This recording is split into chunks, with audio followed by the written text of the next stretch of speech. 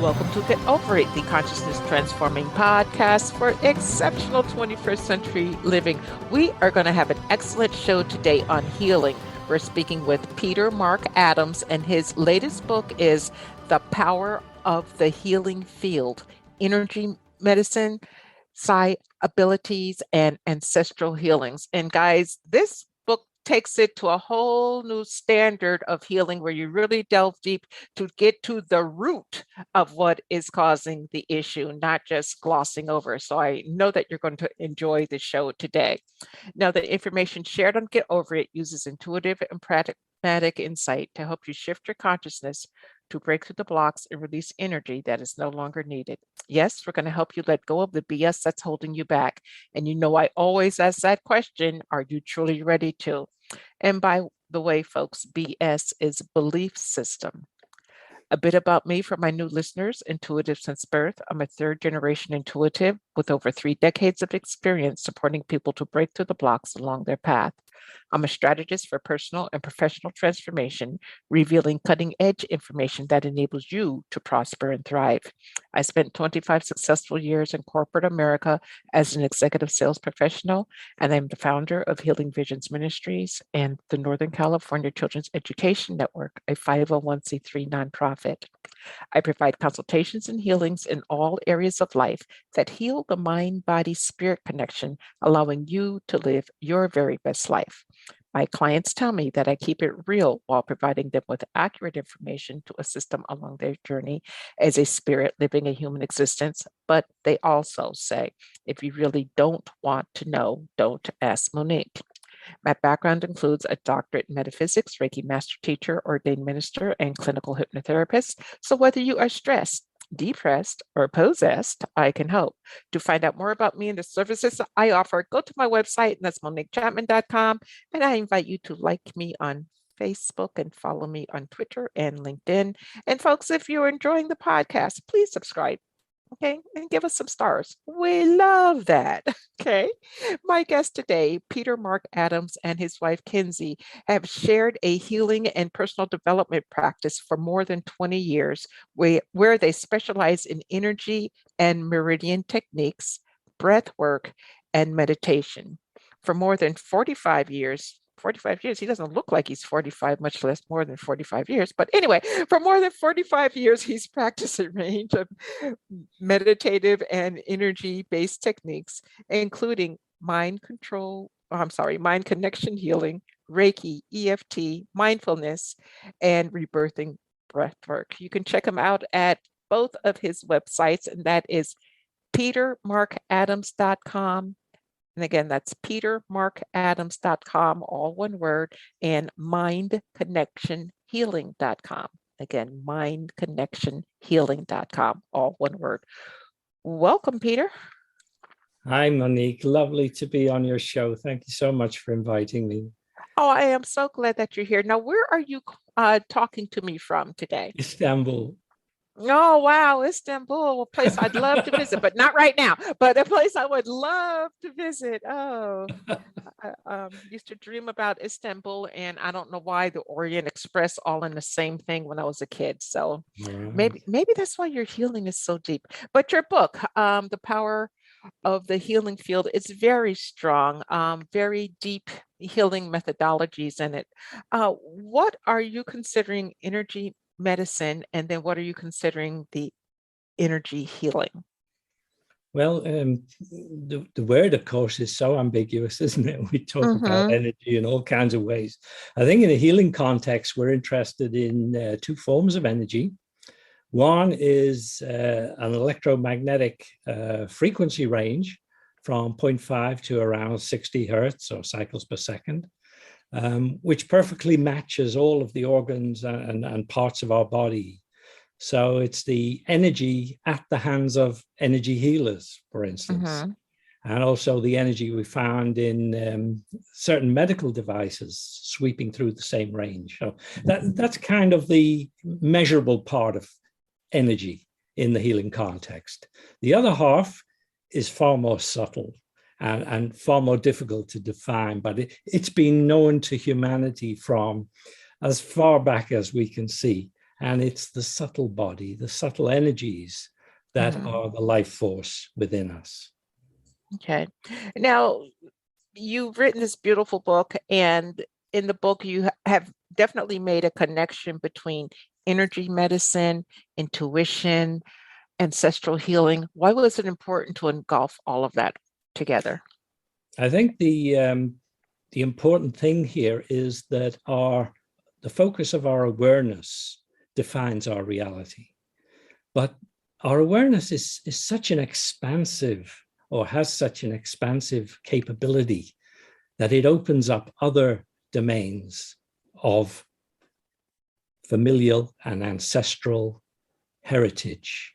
Okay, so when our awareness is moving in these other areas, we have psi abilities. We pick up on information, and a more simple way to put this is that the empathic nature of the healer can see deep into the past, and whether that's just the childhood past or an ancestral past, empathy is the kind of bridge for the energy healer to access those long buried traumas and hurts.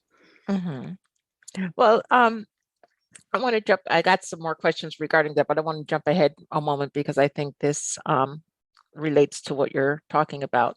You talk about different types of healing that can be done, and it is tied to memories, so to speak, like prenatal memory, past life memory, family unconsciousness. Talk to us about that, and then bring it back to how this helps us heal in today's world. Okay, I mean, in conventional terms, we all possess a present moment awareness. We have consciousness, memory, biographical memory, and biographical unconscious. That's to say stuff that's kind of slipped out of our ability to remember it.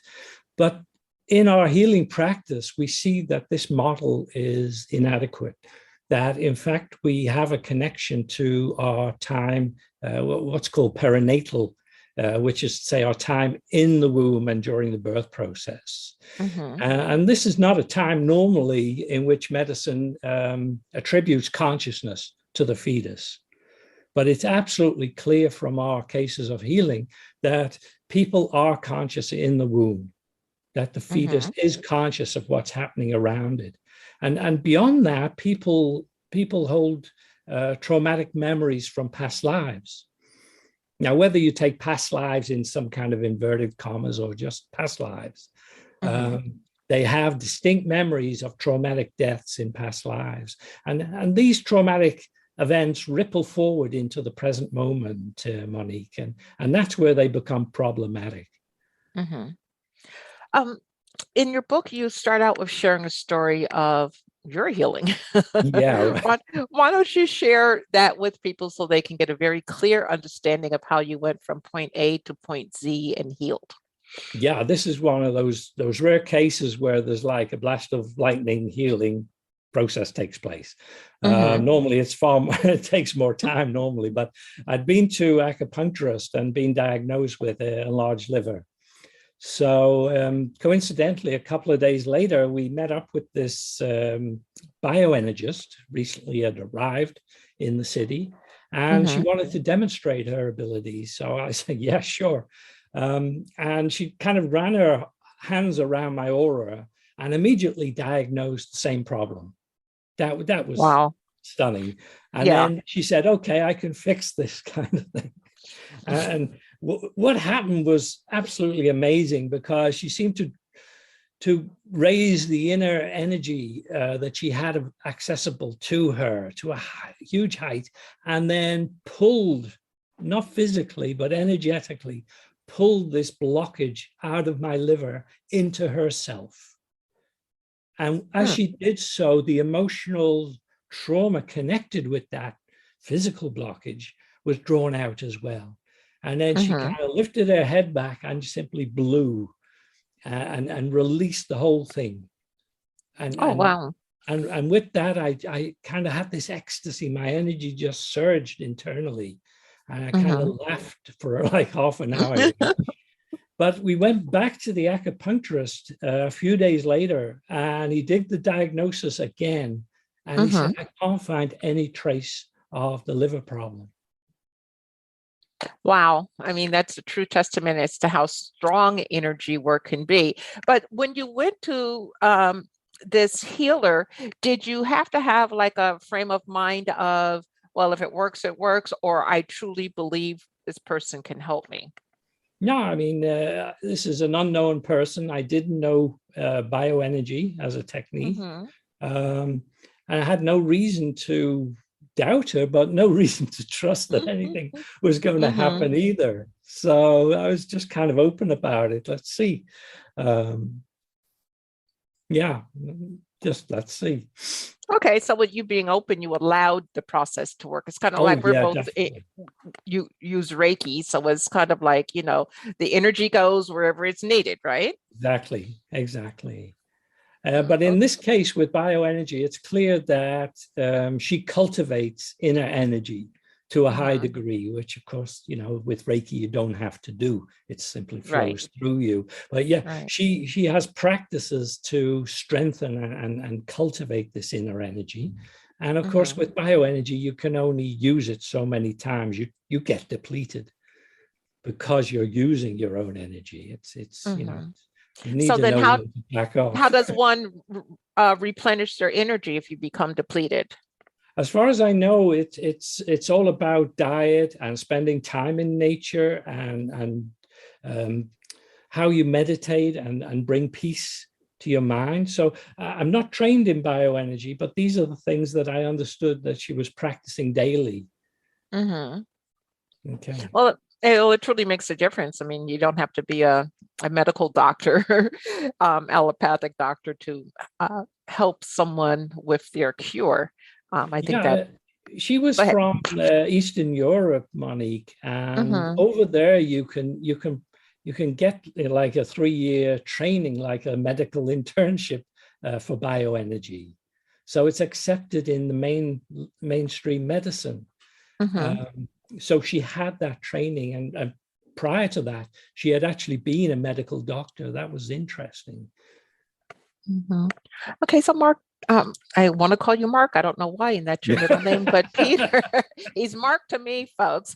But Peter, describe to us the actual healing field. Yeah, I mean, for me, this has 2 dimensions, Monique. One is that when you're face to face with a client, there's a field that comes into play that connects you. Okay, that's one aspect. But that field gives access to the broader field of consciousness. And, you know, the model I'm working with is basically panpsychic. I mean, it means that consciousness is distributed throughout reality. So that it's possible for the healer to access the client's deep memory, to find the root causes of the traumas they're suffering from. And I think many of the cases in the book cover that kind of situation. So yeah, there's 2 aspects to the field. One is generated during the interaction. And this is true also of family constellation therapy, by the way. And I think it was probably attending family constellation therapy that really gave me insight into how the mechanics of this process work. I can briefly describe that if you like. Please do. Please do. Well, I went along to family constellation therapy simply as an observer. And there's a therapist there. There's a couple of people who want therapy. And there's a group of strangers in the room. And the people who want therapy go around the strangers and simply select someone. Will you represent my father, my mother, or whatever? And place the people in the center of the room. Now, a very strange thing happens with this. It's as though that pattern representing the family immediately brings into play a field. Because when I did it, I immediately, although remaining in my own thoughts and feelings, had access to an emotional overlay, which was somebody else's thoughts and feelings. Okay. So essentially what we're doing there is using a ritual kind of pattern to generate a field, and that field gives access to the familial and ancestral memory. So you can model people's interactions even if they're long dead. Mm-hmm. Now, the amazing thing with this is, having done so, you can then bring about a reconciliation in the field. And the person who's there for the therapy gets the benefit of that. Okay, so you go back and you work with the ancestors. Now, do you help them heal? And then you bring that healing forward to present time? That's right. And in most cases, Monique, this has a strong ethical dimension to it. These like ancestral and familiar traumas are often to do with cases of gross injustice, lack of respect, various forms of harm that have been inflicted. So that the only way to correct that is ethically. That's to say, there has to be a recognition of pain given and a full and heartfelt forgiveness for that. And this rectifies the field.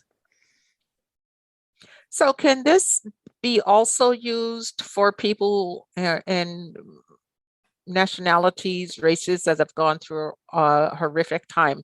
I'm thinking about the Jews in Auschwitz. I'm thinking about Black people in slavery. Can this be done in a mass scale, or is it just going to work for your particular lineage going back and forward? Oh, that's a huge question, isn't it? You know, what are the limits? I know that this technique is used for so-called systemic constellations. That's to say, non-familial contexts. How far it can be employed, I'm not sure. And I think that'd be a really interesting area to explore. Yes, I think so too. Now, another method that you talk about in your book is meridian therapy and how effective it is with helping people with PTSD. How and why? Okay, well, this goes right back to the 1980s. There was a guy called Robert Callahan, and he developed thought field therapy based on the acupuncture meridians. And this was quite a complex system, but Gary Craig, another salesperson, by the way, oh goodness, greatly simplified the system so that all you needed to do is tap on the heads of the major meridians where they surface on the face, okay, and have a connection to the emotional trauma. And when you do that tapping and connect to the originating emotion, it clears it very, very successful. And Gary demonstrated this back in the 80s with Vietnam veterans. But, you know, it's taken the last 30 years before we've had the first clinical trials demonstrating how effective this is. Why is it that the established medicine field, if you will, is kind of not wanting to embrace energy medicine? I mean, you would think that they would take their training in the energy medicine and meld them into one, and people would be healthier overall. Yeah, I think it has to do with the underlying medical paradigm. You know, the notion that there are these energy channels is kind of non-Western. They're not acknowledged as part of the, you know, biology. So that the underlying science basis from a Western point of view is lacking. And that makes it a pseudoscience. The fact that it is mainstream medicine in other parts of the world, of course, unfortunately doesn't connect with that. So we have this kind of fantastic results on the one hand and an inability to integrate it into mainstream medicine on the other. It's a huge problem. That said, there's so many psychiatrists, psychologists, and doctors who have come to us for training in like tapping or meridian therapies. So it's kind of being practiced, but you know, it's not like it's not on the menu. Yeah, it's amazing how they want to, you know, control medicine and religion. Control. Yeah. Because we could live such great lives. Now, you know, everybody that comes to Earth, we were someplace before we came here, then we're here, and then we go someplace else. So everybody's worried and wondering about healing, but are we supposed to truly heal? Or what is it we're supposed to or learn, I guess, here in Earth School about healing before we go on to what's ever next?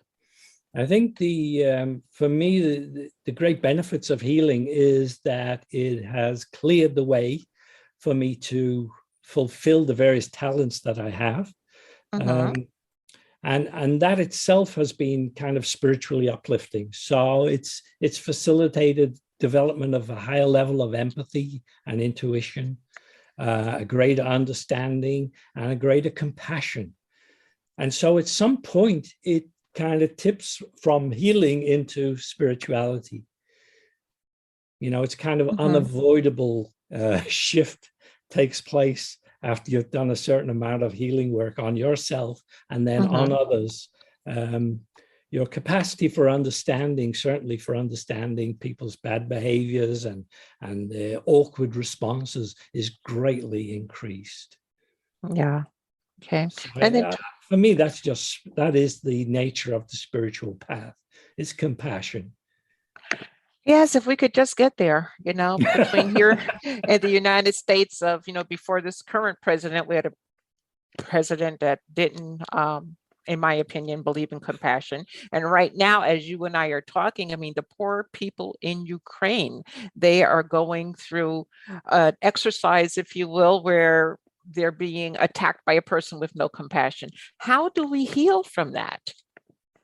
Yeah, I mean, it's on a case-by-case business. I mean, there's a lot of evil in the world, and it's unavoidably there. We can't shut our eyes to it, but there's a limit on how much we can do to help it, you know.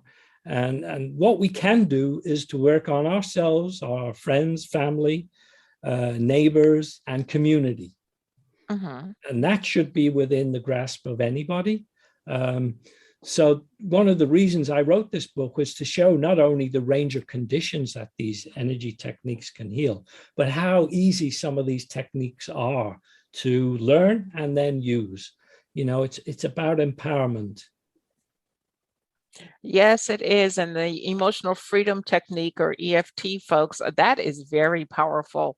It can work instantaneously. And if not, you know, within, I would think, 2 or 3 repetitions, whatever is stressing you can go. What is your feeling on that, Peter? Yeah, it's absolutely amazing. EFT is the gateway to energy healing, in my opinion. It's one of those things you can learn so quickly.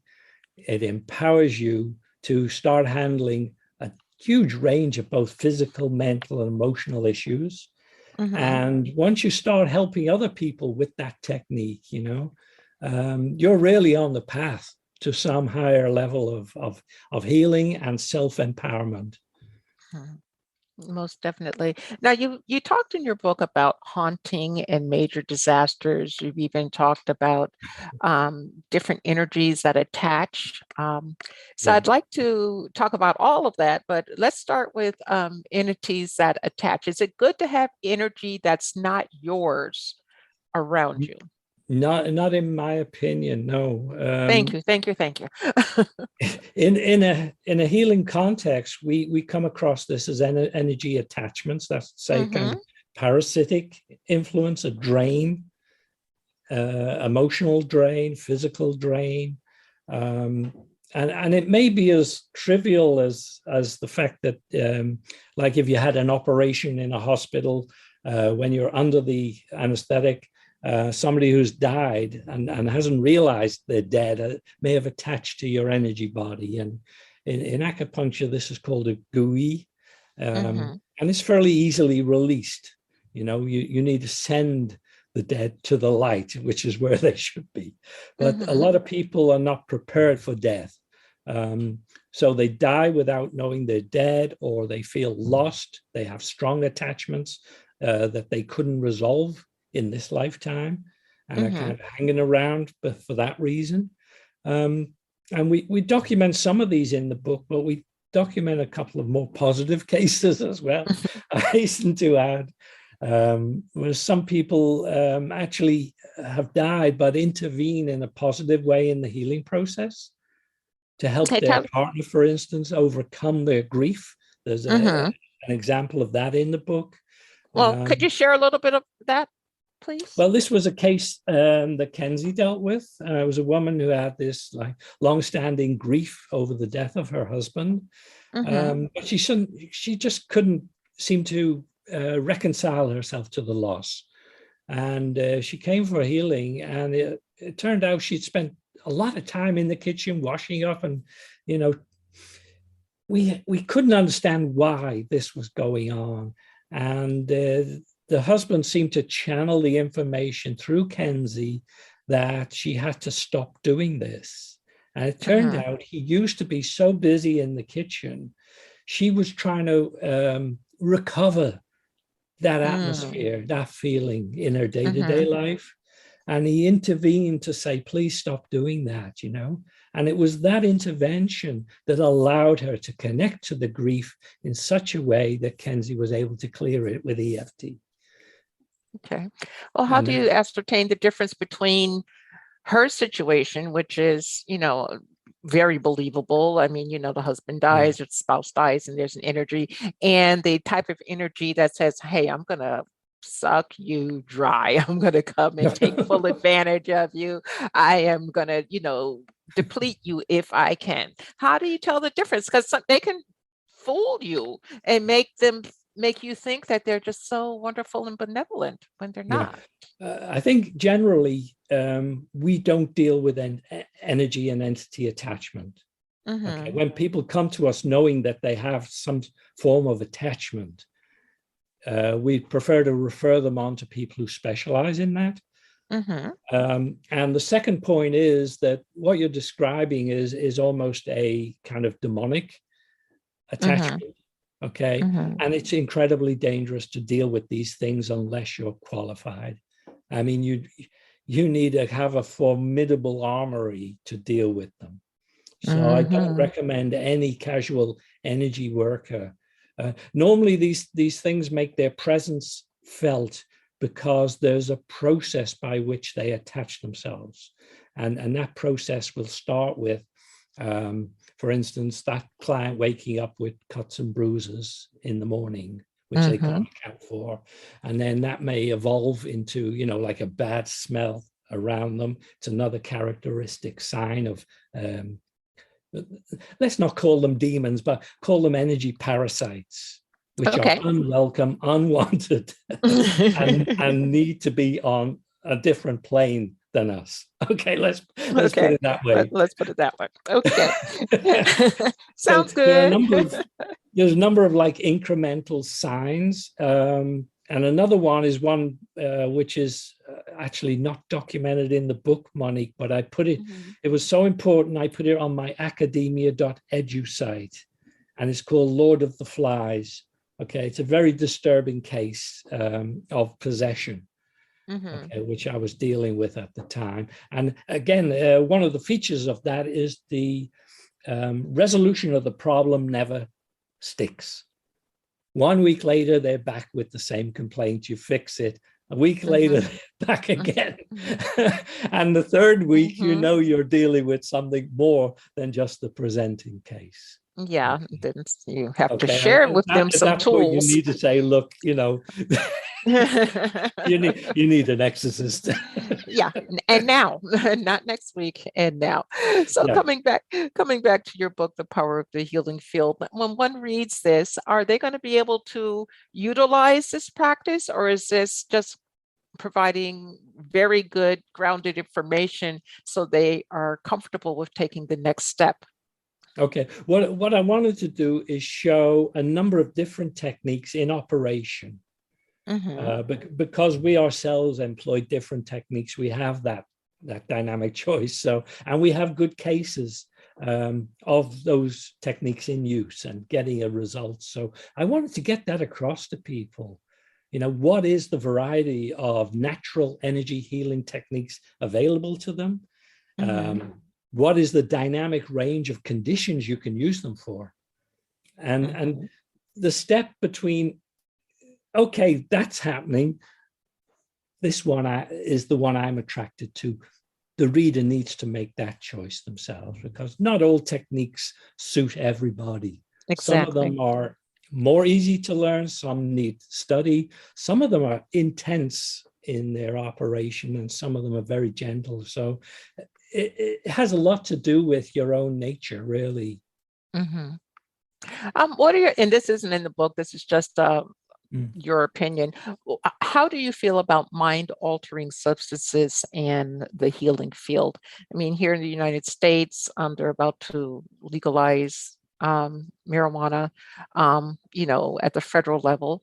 Other people will do mushrooms or ayahuasca or something. How do you feel about that in the healing field? Does it help, or do you think it could put you back a few steps? I think for extreme cases, there's a proven kind of methodology. Well, perhaps not a method, perhaps methodology is too strong a word. Mm-hmm. There's a proven case that in certain mental conditions and in cases of terminal illness, mm-hmm. some of those entheogens, so-called, can be very helpful. But that's not a blanket endorsement. Okay. I equally see a lot of people getting long-term psychosis from overuse of certain drugs. Okay, mm-hmm. It doesn't come out till later, and it's certainly not something I ever employ, mm-hmm. And I wouldn't recommend them to anybody. But that said, I have to respect traditions like the ayahuasca, the mescaline. These are tied up to long-standing spiritual traditions. They have mm-hmm. a know-how and a lineage within them. And I respect that, even though I have never tried them myself. I have a big respect for them. I'm afraid to. I'm just a big scaredy cat. Okay, so let's go to your website, petermarkadams.com. What are we going to find there?